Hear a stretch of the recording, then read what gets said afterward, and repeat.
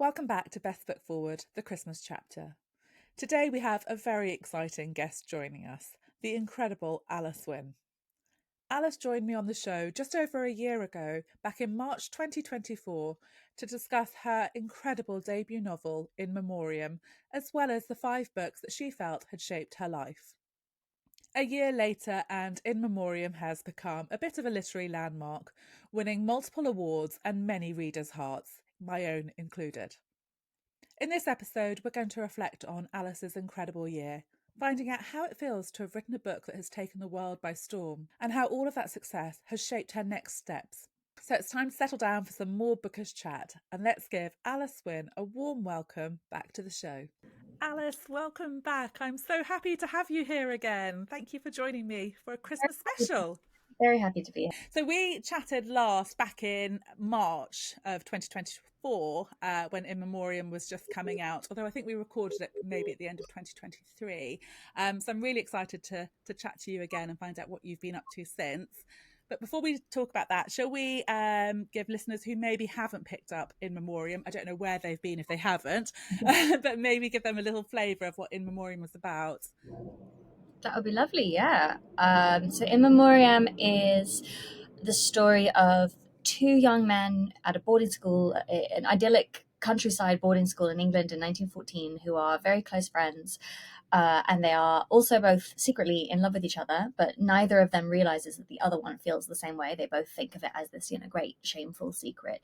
And then World War One breaks out, and they both end up going to the front together. And the question of the novel changes from being one of will they or won't they get on the same page about their love for each other, and becomes instead a question of whether either of them will survive the war. And it is such an epic read. It's still one of my favourites. And actually, it's funny because before we came on to chat, I picked up my copy to have a little look through. And the thing that sort of jumped out at me, I always knew that I loved this book, but picking it up again and having a look through, I remembered the reading experience of it, sort of the emotions that I felt. And in particular, as you go through and you get like the little news clippings and the rolls of honour, I could remember how I would take a deep breath and then like, okay, who's survived, who hasn't, and it's just so clever and really moving how you connected us to the characters. It's such a great read. If you haven't picked this one up, you've got to add it to your Christmas list and tuck yourself away and read it right now. Thank you. um What you Sorry. just reminds me of, as a child I read Cornelia her Inkheart, and it's a children's book, and there's this character whose father always tells her that when they're traveling she should always take new books with her, because where you read a book becomes sort of permanently imbued in the book itself. And so, you should bring a comfort book when you travel in case you feel sad or alone or in need of comfort, but you should also try and bring new books, because that way you'll look at that book and go, oh yes, I read that book when I was, in the Lake District or whatever it is. And I just think that's a lovely thing about physical books as opposed to ebook. I also love an ebook, but I love how with a physical book you get kind of transported back to where you first were when you look at your edition. It's kind of You magic. definitely do. You really, really do. And actually, it's funny because my sister does something. I don't know if she still does it, but she always used to buy a new candle when she would go on a holiday. So the scent would remind her of where she was. And I was like, that's such a clever. I mean, I'm not that organised No, at all. but I do really love that, because I do think I do this a little bit with perfumes. I sometimes I reach a new era and I'm like, I no longer can wear J'adore by Dior. Like I'm at now, Yeah. that's where now I have a child. It's time for the new perfume. Whatever it is, because it's Yeah. and you can kind of smell your way back through your life when you look at Yeah. that bottle. You're like, oh yeah. Yeah. Or if you smell something, because I've had a perfume for my wedding day, and it's. I mean, I've been married a long time now, but I've still got the bottle, and it's like obviously Yeah, not the same. But when I open it, I can just remember so many things about my wedding day. yeah, Yeah. it's true. It really is very evocative. It is, and you're right about books as well. Like, I mean, I can remember times and place of books that have meant something to me where I was either physically or in my life at the time of reading it. So, and actually, I do worry about that with when you say about ebooks. I don't read electronically, but I have started listening to audiobooks. Yeah, and it has the same disadvantage as ebooks in that particular sense. Yeah, I think Yeah. they have a sort of timeless quality in a sort of in a negative sense, I think, Kindle Yeah, and audiobooks. Even though I really do love them both for I do. convenience, there's a Yeah. definitely use both of them, but I think they don't lodge quite as securely in my memory. Mm. See, whenever I listen to an audiobook, I will have the physical copy in front of me and I sort of read along a little bit to get me Oh, that's into it. crazy to me. I know that a lot of people do that, but I think that's insane. I think I always think it's from like growing up with those cassettes. You'd Yes, have like a cassette and the read along, there'd be like a little sound when you had to turn the page. I think it's that sort of thing for me. I have to listen and read, but it helps me sort of, particularly with character names. And if I'm out and about and I've mm, seen it on a page, then my brain can sort of keep up with it, yeah, I think. yeah, So that's true. Yeah. anyway, we sort of went off. And Yeah, actually talking about audiobooks, I think we spoke about your to be audiobook honest, I last haven't time. listened to the In I Memoriam audiobook, but haven't. I've heard bits of it, and I also love Christian Colson, who does he read it, and I picked him out of like a lineup of voices, and I was like, this man, he's the one. Like I love him, and I have got like people always telling me how much they love the audiobook, so I think it was really Yeah. well done. Yeah, I must go and listen to it because I've heard it's amazing. Because I always wondered how it would work with like, not being able to see like the newspaper clippings or the letters, the sort of different formats as you go through. But I must go and listen to it as well. So anyway, so In Memoriam basically took the world by storm. And I'm going to read out a little list of some of your awards that you won for it because it was incredible. So Okay. it was the Waterstones Debut Fiction Prize winner, the British Book Awards Debut Book of the Year, Waterstones Novel of the Year. The New Yorker and the Washington Post named it as the best book of the year. In the Best Book Forward Awards, it won Best Fiction, Best Historical Fiction, and then the following year, it won Best Paperback. It was a Sunday Times bestseller and the highest selling hardback fiction of 2023. Wow. Hardback literary fiction, I think that was a slight. Literary fiction. Okay, but still. Don't think I'm selling Richard Osman, for instance. Um, It outsold Richard Osman. Because I no, think I read. no, it Oh, absolutely did not, is what I mean. So it's what that's oh. why the word literary fiction is doing a lot of heavy lifting in that little. Well, to me, it was enough. I was like, I'm taking it. So, I mean, that's really impressive for a debut. When you look back, well, for any book, actually, really, what am I talking about? When you look back to before it was published, did you ever dream that it would be so successful and have such an impact on readers?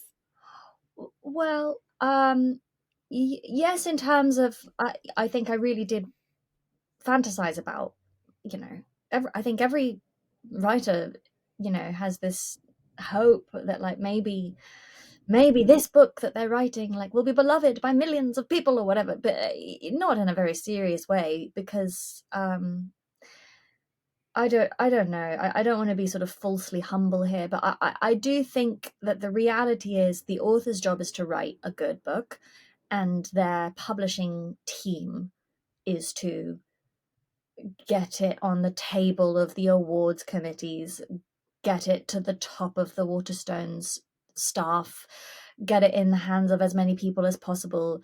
And so, I did my job. I think I wrote a good book, but ultimately the sort of most of the success you've just listed feels to me as if, it couldn't have happened if I hadn't written a good book. But obviously, I think it's good, but it's a production success, really.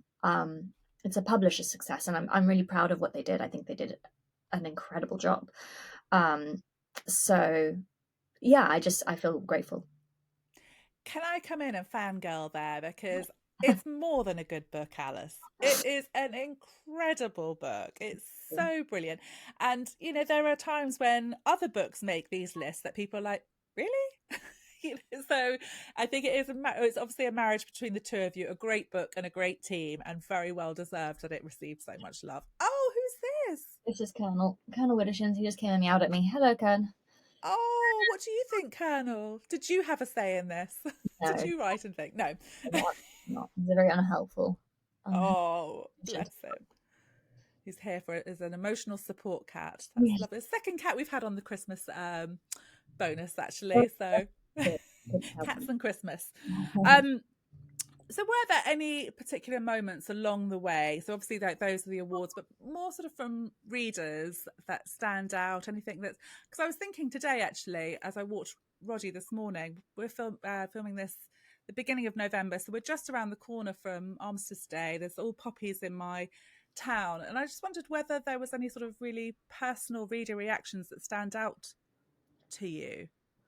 Yeah, weirdly, especially in America. Come on, this is not actually a helpful addition. In America, because I've had, the book did really well in the UK, and then in the US, I think it has surprised me by doing quite well, but in a more muted and more like almost like literary way. And what has been quite meaningful at events in America is I've been approached by a few veterans, and I did have this one experience in New York where this very handsome, very tall man came, and he had been waiting in the queue to get his book signed, and then he couldn't quite look at me, and he kept saying, I don't go to book events, I don't really read books. I'm a veteran. I was at Afghanistan, and I was in the army during the Don't Ask, Don't Tell era, and my friends all told me I had to read this book. Like I think he seemed to have some sort of friend group of gay veterans who had kind of been through similar experiences, and they had all read the book, and he was like, and so I just needed to come and speak to you, and I feel really awkward, and I don't know how to speak to you, and I don't come to these events ever, but I just wanted to thank you. And um I don't want to put him in the spotlight. I just felt as if I could really see that he was out of his element, and I was really touched that he had done that just to come and tell me that the book had been meaningful to him. And I also, I'm not a gay war veteran, and so I was very apprehensive about doing a bad job of that. And so having, and it's not just him, I've had other instances like that, having these veterans who have literally seen combat come and tell me, like, this book represented my feelings about the war experience that I had, is very meaningful, because it was one of the things I was really worried about when I was writing the book, was doing a bad job of that in particular, especially of the war aspect. And so that's been really lovely. And I've had a few people, and this is more in the UK, but I've had a few people tell me, um, like young people, like teenagers and young adults, be like, oh, I read this book, and then I felt like, okay, it's time. And then they came out to their parents, and that's been really, really lovely as well. And I think I kind of describe to other authors, I'm like, I think there's something called, there's vile pleasures about being published. Vile pleasures being like, um pleasures that you can feel are stoking your ego in a bad way. Like I think most of the time, if you're reading reviews, that's a vile pleasure. Like, you're looking to see if they're like, yes, this is the best writer of all the writers, and you're like, oh. And it's I think it's bad for your soul. It doesn't, it feels good, but like it feels good the way that like eating 12 donuts feels good, where you're like a bit sick as well. And then there are pleasures that are sort of true pleasures, and I think the true pleasures are generally anytime you're actually in person interacting with someone who loved the book. That's always very just, it just feels good, and meaningful and precious. I think that's really moving, actually, because I did, as I say, when I was walking this morning, I've always sort of thought, I wonder what readers would think about it. But when I started to think about veterans, I was like, oh, I wonder whether she's had any feedback. So that's really moving. But to have, I mean, I always think it's so incredible how books touch people in different ways, but to have a young person read that and sort of feel that they can then go and speak to their parents, and that's incredible. That's just so amazing that, that you've been able to do that. I think that's just lovely. And Yeah, I would cry, I think, if somebody reached out and told me that something I'd done had impacted their life like that. I think that's really, really amazing, Alice. thank you. Yeah, it's very sort of, yeah, it's just magic, really, isn't it? Mm. Yeah, and well, that's the beauty of books, isn't it? You think you're just picking them up to read, for pleasure or whatever, but sometimes you just pick one up and it will touch you or change you or something, and that's the magic of being a reader. I just Mhm. love it. So we're now 2 years post publication, and I still see In Memoriam popping up all the time. Like, it pops up on Instagram. I was just saying to you, I saw it in Good Housekeeping. I think it was last month, where Dame Jacqueline Wilson has said it was one of the last books to make her cry. It's amazing that it is still coming up. I did last year in July, after spotting the New York Times did a piece on the 100 best books of the 21st century. I asked Bookstagram to tell me what they thought should have been on that list. And we got 100 books, and In Memoriam came in at number 3 on that list. Which is amazing. I will say that your method of researching this list, I think, was biased, because you yourself have been pushing In Memoriam, I feel like. So I think I'll take that with a grain of salt. But it's very yeah, that's lovely. Thank you. But there were lots on that list that I hadn't read, and there was a few that I didn't like on that list as well that came through. So I was really happy when I saw it. I do feel like it is a modern classic. I think it's one that's just going to sort of keep coming up. People will keep reading it. So I really do. What do you think it is about In Memoriam that has connected readers to it so strongly? Well, I do think at its heart it's a love story. And actually it's quite a simple love story. And I've been thinking about this because I think simplicity in a love story is usually a good thing. Like Pride and Prejudice is so simple, right? She overhears Mr. Darcy says something mean about her, and she's like, well, I hate him. And then later he turns out to be nice, and now they're together. You know what I mean? Like, it is actually a very simple story. Same with Persuasion, right? I mean, Jane Austen really knew how to write a simple love story, mostly. I mean, then when you look at Northanger Abbey, it's got the love story in Northanger Abbey is much less simple. It's kind of headier, and it's not as good a love story. And I think In Memoriam just has really, really simple stakes. They both just really admire and respect and like each other, and we can see why they should be together, because as friends, you can see that their dynamic is like basically healthy and good. And then they have this very strong, external reason they can't be together, which is homophobia in their time period. And then they also have internal reasons why they can't be together, right? Which is that Elwood firmly believes that Gaunt is straight, and Gaunt firmly believes that Elwood is sort of incapable of feeling true love for someone, in a sustained way. And then that whole love story has very simple sort of mathematics to it. It just kind of mathematically adds up in a simple way. And then it's set against the backdrop of something that's especially in the UK, it's in World War One is very sort of prevalent in the cultural understanding of the country, of the country's history. It's this important moment in the country's history that everyone knows a little bit about. And there's something inherently tragic in a romantic way about World War One in particular. So I think the backdrop kind of sets off the love story, and so there is just this kind of simplicity to the whole book. I think is maybe what people are reacting to. It's interesting you say about the simplicity. As you were talking about that, I was thinking, well, I guess there are some formulas in love stories that work, which is why they are retold in many different formats. Like, you think of Jane Austen's been retold so many times. So yeah, that's probably. I think with yours, I mean, I just, as a reader, the two characters, you just feel so strongly for them, and you connected us to it from the start. So I mean, I just, what I'm like with your book. I absolutely love it. I'm still pushing it on everyone, and I will not stop. I'm doubting myself now, Alice, because I've just looked down at my notes and I was like, oh, I didn't double check this fact, so we're going to run with it and see how my memory plays out. But the last time we spoke, we were talking about how In Memoriam was the first book that you published. But I think, was it the fifth book? Have I got that right? Fourth book that I wrote. Fourth, right.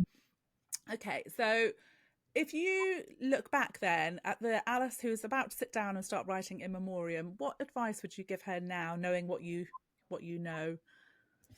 Well, I don't think I'd give her any advice, because it sort of worked out. I feel like, the butterfly effect, right? What if I give her advice and then it somehow dangerously affects her, what if I give her a little bit of extra confidence, and then that turns out to be just the devastating death knell, you know? So I just think I'll Yeah, leave. let's leave her there then. She's doing great. Yeah. Would you whisper in her ear that it's going to be okay, though? Did you feel like doubt when you're sitting down? Absolutely. Well, the thing is, what's weird about In Memoriam is that I wrote it so fast that I think I didn't,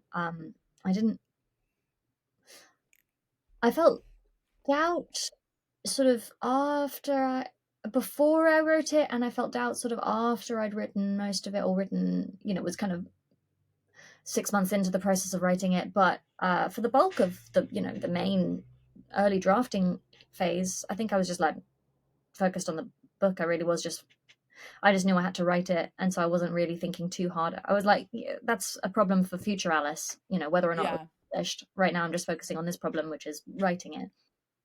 Okay. So something we also touched on briefly last time is what you're working on next. So I wondered whether you're able to share any news, anything that you're working on at the moment that we can look forward to. Yeah, I'm working on I've almost finished a book about Arthurian legend. I kind of describe it as a very messy, complicated love quadrangle among minor characters of Arthurian legend. I think I've been thinking about In Memoriam's simplicity and how everyone loved that, because I'm like, wow, that's not so much the case with this one. So we'll see how people feel. But I've grown really attached to this book. I think it has sort of four protagonists, which was exponentially harder to write because there's just so many more different combinations of how they can react to each other and how they can influence each other. But it was a book that just got better the more kind of labor I applied to it, and I'm very proud of it, and I'm really, really hoping that it will connect to people. But who knows? We'll find out. Exciting. And do we know roughly when that might be? I think we are hoping for 2027 at some point. Oh, oh, that's so exciting. I can't wait. I'm I don't sure know. it'll be amazing. That's not. I don't know how privileged that information is, but I will say I don't. There's not a date set. Okay. Well, we will wait patiently and I'm sure it will be amazing. So I cannot wait Thank you. um, to read it. Do you think the success of In Memoriam has made it harder for you to write, or knowing that you've done so well, does that give you more confidence? How does that sort of gone for you? Well, firstly, let me say, I imagine there are people listening who are writers and who might be unpublished writers. And so I will firstly say I think it is definitely harder to be an unpublished writer than to be a published writer. So let me caveat that. Any complaints I have about being a published writer, I would always choose being a published writer over being unpublished, because I think when you're unpublished, there is this you're battling off this sort of existential fear that all of your work will be for nothing, and that you're going to just labor and labor and labor, and it's self-indulgent because no one wants to read it, and at the end of all of this work it's just going to be a intangible Word document on your laptop, and then no one will read it. And that's just really, really hard psychologically to just keep existing in that space for a long time. So that was harder. But I had written 4 novels in that headspace, and so I think I had sort of started to develop some tools to handle that, and I didn't have any tools to handle the new problems of writing as a published author, and weirdly I felt less confident writing the next book. I think because um, the success of In Memoriam made me very worried about disappointing people with the next book. And that's quite a weak place to be writing from. You don't want to be writing from a position of like, oh gosh, that sentence was stupid. Everyone's going to be so disappointed. And you also, during the process of publicizing a book, you end up hearing a lot of people talking about your work. And even if, as I was, you're lucky enough to mainly hear positive things, there's still just this inherent understanding that people are going to be making value judgments about your work. And I think that that can have a surprisingly negative, not negative, it can weigh heavily in your head. I think. Again, to say I would rather have this problem than the problems I was having before. But Mm. I think it's almost as if I don't know, like if you spent ages and ages and ages doing your hair and makeup and everyone was just like, wow, you look so beautiful, and you're like happy, but on the other hand you're like, well, what about when I don't do my hair? I don't know. You're just Yeah. worried that they're all praising you now and that they won't later. um, Yeah. I don't know, it is a surprising emotion, I think, how much not how much harder, how hard it was to write the second book was surprising to me, because I really thought, well, it's not my second book, it's my fifth book, it should be fine. But I can't complain, I will say. I really can't complain.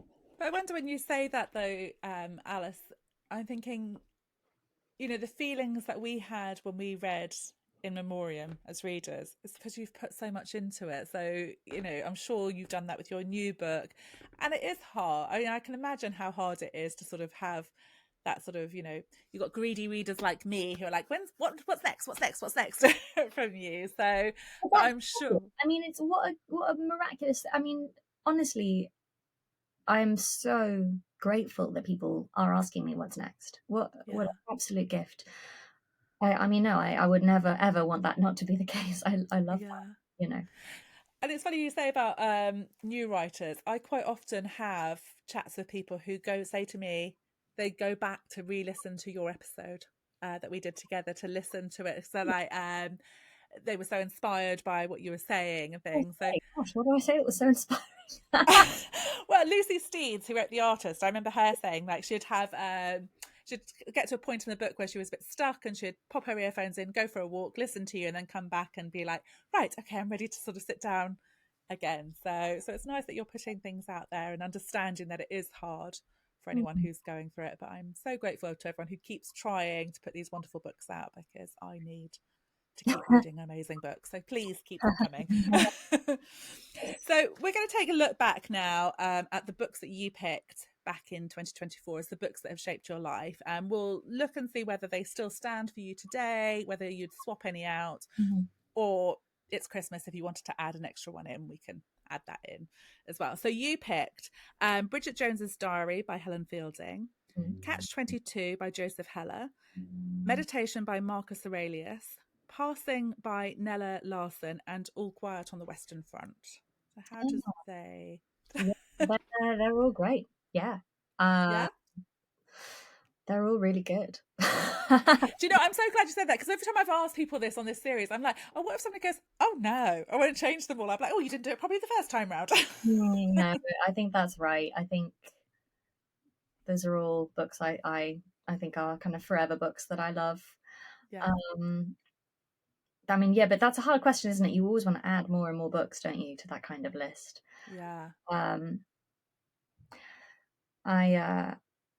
I'm reminded of how much I love Zora Neale Hurston's Their Eyes Were Watching God. And it's actually kind of in a similar vein, Alice Walker's The Colour Purple. They're both books about aging, I think. I mean, they're not. They're books about lots of things. But I'm someone who has been worried about aging pretty much my whole life. And I find that those two books, Their Eyes Were Watching God and The Colour Purple, both feature women who are just so much happier once they're older. Like, their youth is just so scary and hard. And then once they're older, they just have gravitas and purpose and dignity. And I think as I get older, the more I think how grateful I am that I was able to read those books. I actually almost wish I had read them even younger. I read them in my 20s. I wish I had read them as a teenager, because I think there's so much in our culture that makes aging past, honestly, like 19, you start feeling as if you're not quite at the peak of it all. At least I grew up in LA partly, and I think that was definitely in the air there. And I think I've been thinking about those books lately, and I'm very grateful to have read them. Yeah, I want to go back and read The Colour Purple. It's one that sort of keeps popping up in places. And I don't know when I read it, but I know it was a long time ago, and it's one I feel like I should revisit. Yeah, and to flag, especially with The Colour Purple, like, it is so bleak to begin with. So you've heard me speak about it, you'll be like, wow, it sounds like an uplifting, wonderful theory. But it's like, no, I mean, it is pretty full on. There's a lot of sexual Yeah. and more. But I think it's a miraculous book. I think of both of those books as being in the same category for me as The Secret Garden, in terms of that kind of like sort of almost secular religious feeling that it gives you. But yeah, no, just heads up, they are both filled with horrible things. Yeah, yeah. I mean, I remember being, yeah, moved because I didn't watch the movie when it came out. I was like, I'm not sure that I want to watch the movie. I feel like, Yeah, I think I know what you mean. I think seeing some of the things in the book depicted on screen by people is sort of upsetting. Um, yeah, yeah, I've heard, that it was good.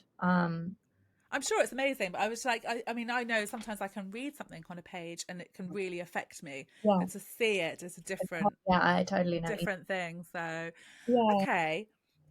So, in terms of what you've been reading, I know you've been busy writing. Do you read a lot when you're writing, or do you sort of put books to one side to sort of concentrate? Or I no, I love to read when I'm writing. I find that I think the more I'm reading, the better I write, really, and mm, especially trying to be really playful with what I read, um, and and you can't be too strict with yourself. I think in that sometimes really surprising things will turn out to give you something really important. You'll read something that is completely off piste, and then there's just one sentence and you're like, oh yeah, and then that unlocks a whole thing, in your book that's about completely different topic, completely different people, completely different era, whatever. So I do try and read a lot. I've been mainly reading nonfiction this year, though, or actually since I was published. I'm not sure. I almost feel like it might be because I saw how the sausage was made on fiction, so I'm kind of like, I'm sort of finding it kind of relaxing to be in yeah. nonfiction where I still don't know how the sausage is made. So, do you have any standout reads from this year that you'd like to recommend? Or Yeah, I was just thinking about this. Let me get my list. Well, I finished reading the Bible. did you? Yeah. I read the whole King James Bible, which was a bit of I started in the pandemic, and I've just been working my way slowly through it. And I'm glad I did that. I mean, it was a bit of a scholarly enterprise, I shall say. Yeah. But I do feel as if a lot of art and music and literature kind of opens itself up to you once you've really done a deep dive, because everything is inspired by the Bible. I mean, not everything, but so much of Mm. Western art is inspired by the Bible, and so it's kind of cool to be like, oh yeah, I know who Absalom is, or whatever, um, and to have a kind of an opinion on, like, how do you feel about the Book of Numbers? I'm like, well, I know how I feel about the book. You know what I mean? It's kind of fun Yeah. to know about the different prophets and all of that. It's kind of Well, fun. it's interesting. I mean, I was my mum was Catholic, so I was brought up Catholic, and Mhm. I mean, I don't think I've read much of the Bible, so but Catholics don't really tend to read the Bible on the whole, like traditional Catholics, because it's supposed to be really that you're introduced to religion via the church. Like, the church is the kind yeah. of mediator between, because they don't want people to misunderstand the Bible, which I totally get, because you know what, you read some passages in the Bible and you go, wow, yeah, I can see how Mm. this would get interpreted in all sorts of exciting and interesting ways. um, but yeah, sorry, you go on. I love that because I was just thinking back when we did our last recording and we did like bookish secrets and you were like, I forget which way it was, but is that you read Peace and not Just War? not War, of War and Have you Peace. gone back and read any War No, since or I might eventually. It's yeah? quite good. I love it. It's so interesting. It's not what I was expecting you to say. Like the Bible. Uh, Yeah, and I'm working on the Quran. I've got a beautiful translation that I've been reading. Actually, who is it by? It's well, the book is called the Quran Beheld, and it's a really beautiful translation. Uh, yeah, by Nuha Keller, I think. Will you Yeah. send that to me so I can add it onto the show Yeah. notes for people who want to?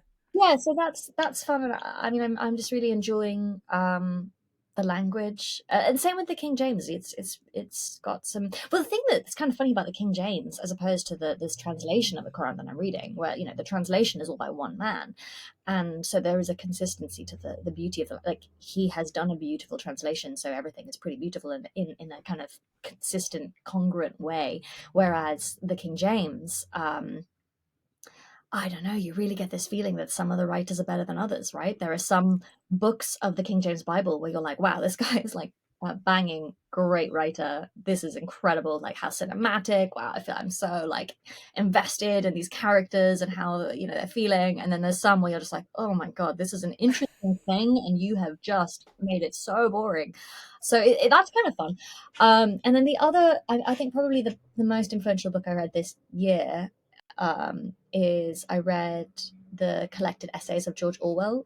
It's like a big Okay. bucket doorstop, and it's not all of his works, right? It's not all of his books. It's just his essays, and he wrote hundreds and hundreds of. I mean, quite apart from anything else, he wrote 500 book reviews, Oh and wow. so he just wrote. And he used to have like a, I don't know, like a weekly opinion piece or whatever in some newspaper. He's very, very prolific because he was a working writer. That's how he made his living, and I just love him.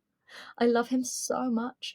I can't recommend this enough. If you are someone who has been doom scrolling the news, I suggest you replace doom scrolling the news with the collected essays of George Orwell, because it actually gives you the same feeling, because he's clearly someone who nowadays would be writing doom scrolly think pieces for the places where I like to doom scroll, but instead he's doing it, in the 30s.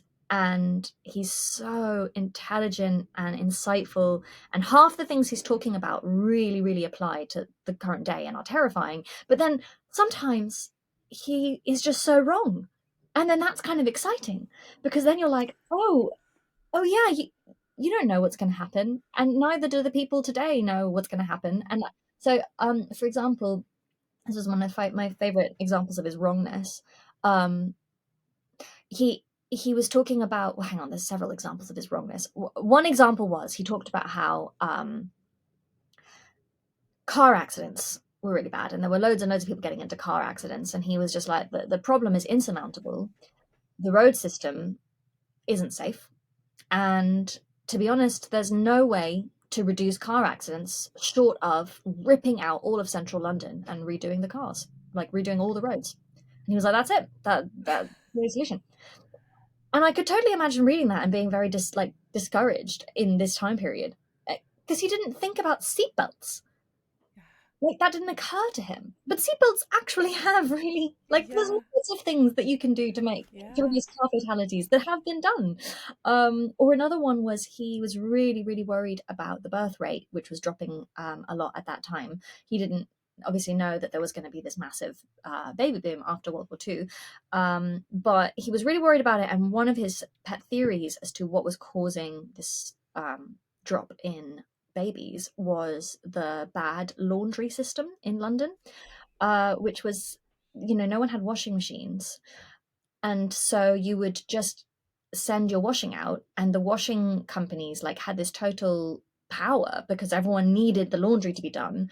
And so they had these long wait lists, and you had to like beg to get in with a laundry like company. And then if they lost your laundry, they were just like, well, sorry, and like you were kind of just shit out of luck. And he was like, he was like, imagine having a baby and these laundry companies like come and pick up once a week, and you've just got stinking baby cloth diapers everywhere. Like, it's disgusting. No one wants to have babies because of this. Like, we should nationalize the laundry. And I'm like, but George, they're going to invent washing machines. And you know what? That's not going to make people have more babies. So you're wrong on just so many counts. Anyway, That's I so want to about George interesting. a lot. But Oh, he's that's sorry. when you said that, I was like, yeah, that's not going to be my thing. But as you were talking about the things he got wrong, what does that say about me? That I want to read the things he got wrong. Well, I I don't know think what that says about me. he's also brilliant on. I just loved him. He was funny. He's usually on the right side. Like, his heart's in the right place. I think he was a weirdo. I just absolutely adored him. I feel like he's my best friend. I just wish he was around so I could have lunch with him today after this. Oh. Oh, that's kind of what I'm wondering then. We're going to move on to some festive questions. I'm wondering whether that might not be the last we hear of him. So, okay. So if you could gift, I know we're not going to tamper with younger Alice who's sitting down to, just in case, but if you could gift her something as she's sitting down to write to help her in her journey to writing In Memoriam, what would you gift her? I would give her the £30 Revlon round brush hairdryer. It is almost as good as a blowout. Is It's it? not very expensive. I would say it's 60% as good as a blowout. And you know what? You just sometimes you should just blow dry your hair like before an event because then you feel better about your hair. It's. Do you know what? When your hair looks good, you feel like a different person, don't you? I mean, I've got mine pulled back today because I'm I having a know, shocking hairdo. I never blow dry my hair because I'm always worried about damaging it. But you know what? Sometimes you've just gotta. And I wish I could I wish I could give the gift of that knowledge to not 26-year-old Alice, but sort of 30-year-old Alice who was promoting the book, because I think I felt really really stressed out about what my hair was doing at events, and I'm just like, just get the £30 Revlon round brush hairdryer. I'm it going to add it to my Christmas list too. it's just so good. I love that. That's brilliant. Well, I'm going to be asking for one as well. Right. Okay. So, something I've asked some of my other guests then. If I could take you back in time for you to experience Christmas in another era, where would you like to go? Well, I suppose the classic answer to me feels like Victorian era, right? There Mm. is, you do kind of want to. I was just listening to an In Our Time podcast about Little Women. Um, I love In Our Time, but Little Women begins with Joe March saying, "Christmas won't be Christmas without any presents," and I don't know. I do kind of think there's this very Christmassy feel to like, Mm. I don't know, where are they? They're in like Massachusetts or somewhere, aren't they? Yeah, some snowy New England town in in the mid to late 1800s does feel. Or like, actually, speaking of the peace section of War and Peace, there's some very good Christmases that happen in War and Peace. So yeah, the I can Victorian dot you era. around. You know, You it have a was little bit. it was it was colder back then because they were Yeah. still in the mini ice age. So I think, you'd have your fur. This is all assuming you're like a rich white person, but I think as a rich white person, it seems pretty good. Yeah. That's the thing, isn't it? Because like my kids are always like, "Is it, we're going to have a white Christmas?" I'm like, no, no, not going No. to happen. Maybe like a white January or February, but not Christmas. Okay, and then finally, what's the one thing you must have at Christmas? Be it a book, a movie, a tradition that makes it feel like it's really Christmas for you. I love watching It's a Wonderful Life. I love It's a Wonderful Life. Mhm. It's the best. I love it. Yeah. I love all Christmas movies as well, but I do love It's a Wonderful Life. I could go and watch that now actually, but it's November, it's a bit early. It really puts you in a grateful headspace. I think Yeah. it does good to your soul. You can't watch it too often, otherwise it loses it. But yeah, I think it feels healthy to watch that film once in a while. Yeah, I've been holding off my kids to watch it because I want them to watch it with me. And I was like, they'll be 13 this year. So I'm hoping that this might be the year they kind of get it. I watch it most years. Yeah. Hmm. But that's the thing with Christmas, like even music or movies, you can just watch them again, apart from, as you say, you lose some of the value from it. But I could happily sit and watch Christmas stuff and I listen to Christmas music in August. So, Alice, it has been so wonderful to catch up with you again. Thank you Lovely so much. to be here. Yeah, thank you for having me. It's been wonderful. Thank you. Wasn't that such an interesting chat? I absolutely loved spending time with Alice again. And I have to say, I think I'm going to go and update my Christmas wish list and see if Father Christmas can maybe add one of those Revlon brushes to my stocking this year too. All of the books that we've talked about in this episode are linked in the show notes, so do go and take a look at those. Tomorrow I'll be back with another episode in this Christmas chapter, and I really hope that you'll join me for that episode too. Thanks for listening, and see you tomorrow.